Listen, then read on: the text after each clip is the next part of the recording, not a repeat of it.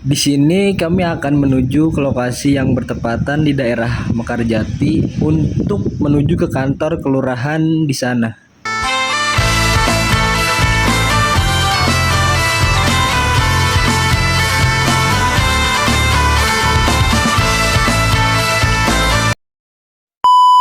Sesampainya di sana, kami langsung diizinkan masuk oleh Pak Lurah karena sebelumnya kami sudah membuat janji dengan beliau. Dan seperti inilah kondisi di dalam kantor kelurahan.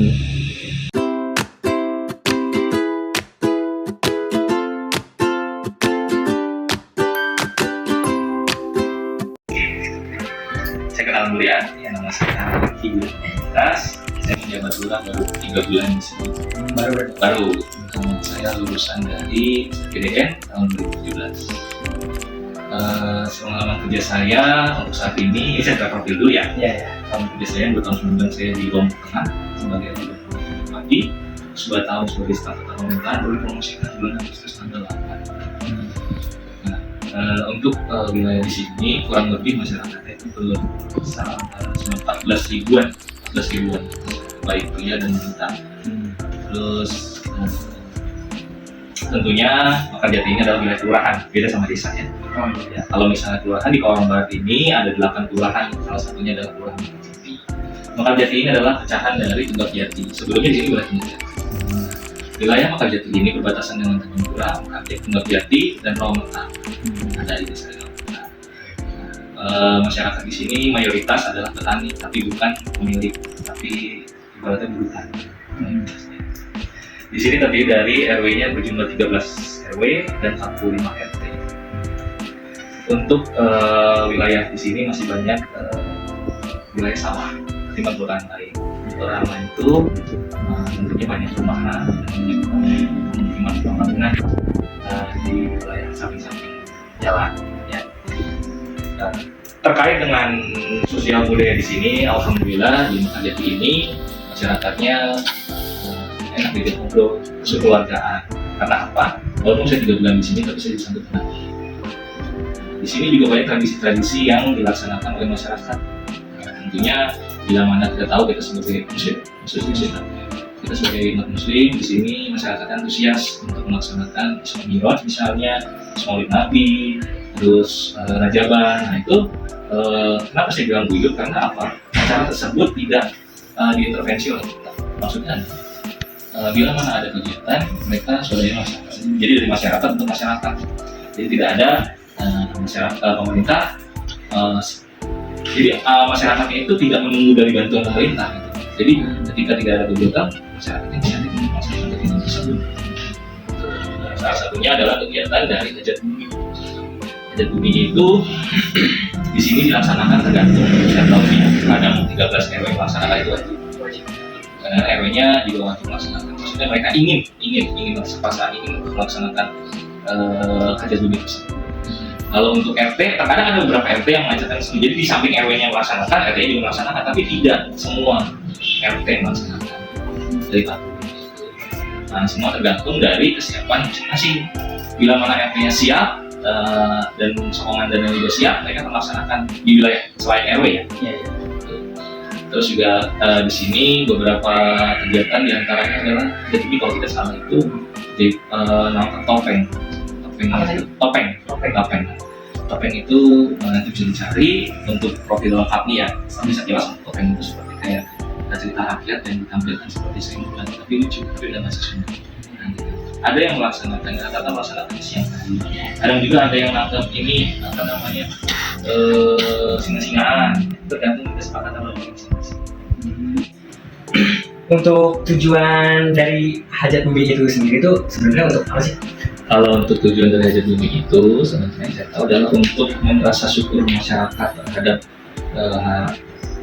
hasil bumi dari yang mereka kelola. Tujuannya juga di samping dari rasa syukur masyarakat yaitu menyatukan, mempererat tali silaturahmi antara masyarakat satu dengan yang lainnya. Terus juga ini menjadi ajang hiburan di wilayah kami sebagai masyarakat tuh senang gitu loh bahwa ketika adanya hajat bumi ini karena banyaknya hiburan sih. Nah itu.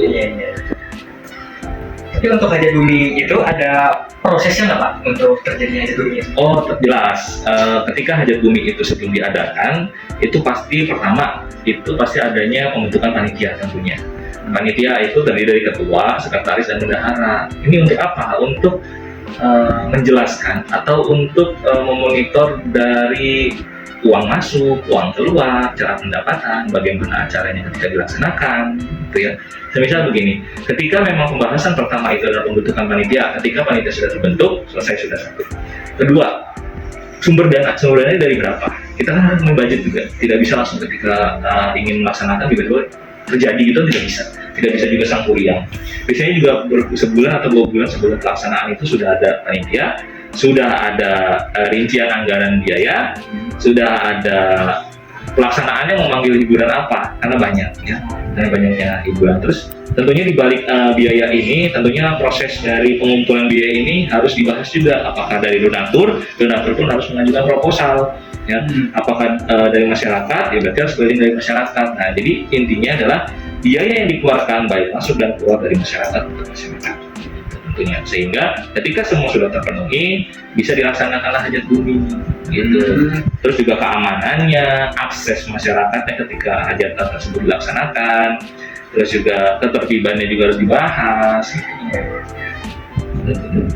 Oke, untuk kondisi pas acara hajat bumi itu terjadi, apakah biasa saja atau apa ada yang spesial dari hajat bumi spesial?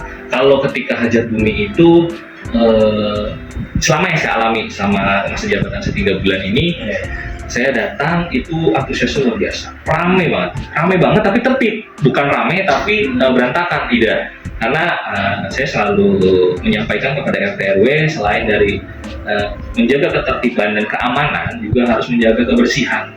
Jadi ketika masyarakat berkumpul dalam satu kegiatan, jangan sampai meninggalkan sampah. Kalau meninggalkan sampah, berarti kan menimbulkan masalah baru. Sedangkan kita ingin posisinya itu ingin mengungkapkan rasa syukur, tapi kok malah menimbulkan masalah baru gitu loh, masalah sampah. Jadi kita hindari itu.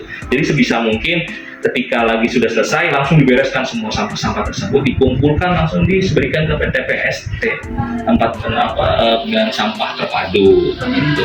Jadi aman. Nah, itu teh apa namanya? Hajat bumi itu semua itu disatuin ya? Tidak. Dipisah-pisah aja? Dipisah-pisah. Jadi RW 1, nah ini makanya. Ketika persiapan mau menjelang menjelang penyelenggaraan hajat bumi, itu ada kesepakatan dulu RT RW dikumpulkan dalam satu waktu. RW misalnya, RW ada 13. Ayo yang mau bulan 1 misalnya ya, misalnya kita umpamakan bulan Januari ada berapa RW nih mau melaksanakan, kira-kira siap nggak? Ini biasanya dibahas bulan Januari, ini dibahasnya bukan bulan Desember tapi bulan Oktober atau November misalnya gitu. Jadi bukan seminggu atau 2 minggu langsung pelaksanaan, enggak, karena itu bukan sangkuriang kan. Jadi kita harus membahas sebelumnya. Misalnya kita ajukan bulan Januari kira-kira berapa nih? Oh ada 3 RW, sanggup nggak 3 RW? RW mana saja? RW 1, RW 2, RW 3 gitu. Nah nanti bulan berikutnya gimana? Sanggup nggak? Oke sanggup 4 RW. Berarti 4, 5, 6, 7 gitu. Nanti ketika memang di RW tersebut misalnya 1 minggu, misalnya hari Minggu RW 1, tapi di hari Senin ternyata RT dari RW 1 ini melaksanakan, silakan, yang penting tidak terbentur di hari yang sama. Tapi biasanya dikumpulkan di RW. Nah tapi sekali RW melaksanakan tuh rame gitu loh. Kalau itu begitu. Jadi ibaratnya kan kadang-kadang satu RW itu ada beberapa RT, misalnya 2 RT atau 3 RT itu digabungkan di satu RW, bukan RW, semua RW digabungkan dalam satu tempat.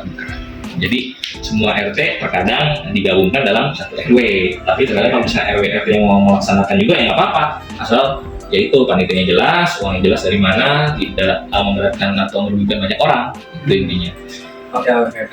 Untuk harapan dari Bapak nih, dari seorang lurah, harapan kedepannya untuk bagaimana hajat bumi ini berlangsung?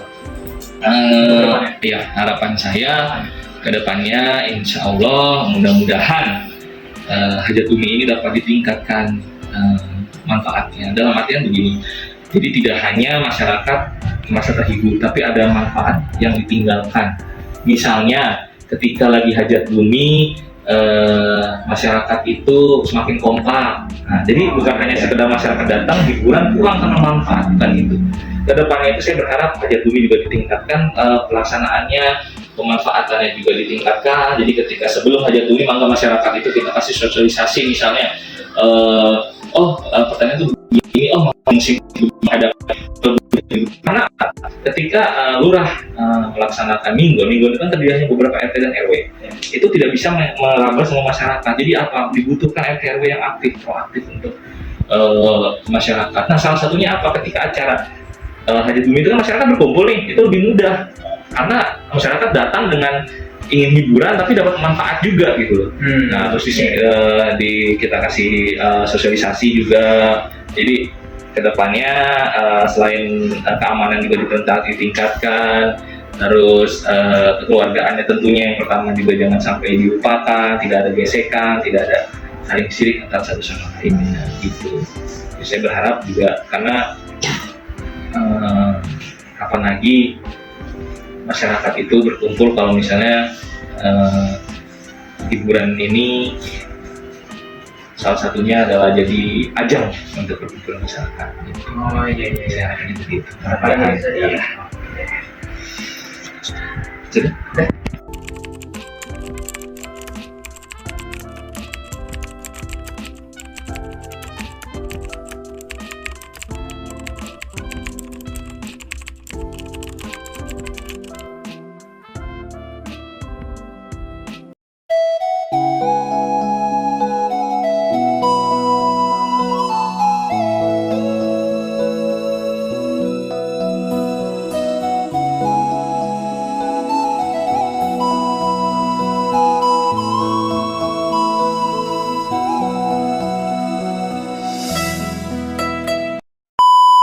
Foto dan video dokumentasi.